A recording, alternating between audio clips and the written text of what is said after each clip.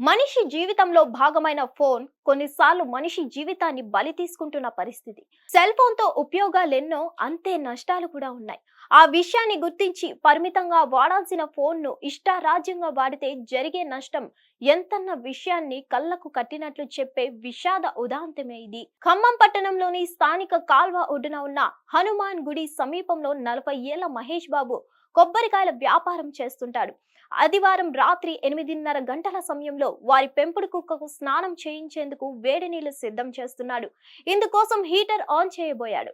అంతలోనే ఆయనకు ఫోన్ వచ్చింది. ఆ ఫోన్ కాల్ ను అటెండ్ చేసిన మహేష్ ఒక చేత్తో సెల్ ఫోన్ చెవి దగ్గర పెట్టుకొని మరో చేత్తో వాటర్ హీటర్ ను పట్టుకున్నాడు. ఈ క్రమంలో చేతిలో ఉన్న హీటర్ ను నీళ్ల బకెట్ లో పెట్టాల్సింది పోయి పొరపాటున చంకలో పెట్టుకొని స్విచ్ వేస్తాడు. దీంతో తీవ్రమైన షాక్ కు గురైన ఆయన కింద పడిపోయాడు. అయితే ఆ సమయంలో మహేష్ దగ్గరలోనే ఉన్న 9 ఏళ్ల కుమార్తె భయంతో కేకలు వేస్తూ లోపలకు పరిగెత్తింది. దీంతో అప్రమత్తమైన మహేష్ భార్య దుర్గా కరెంట్ స్విచ్ ఆపేసి హుటాహుటిన ఆసుపత్రికి తరలించారు.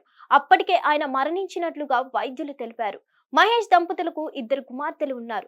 ఈ ఉదాంతం స్థానికంగా సంచలనంగా మారింది.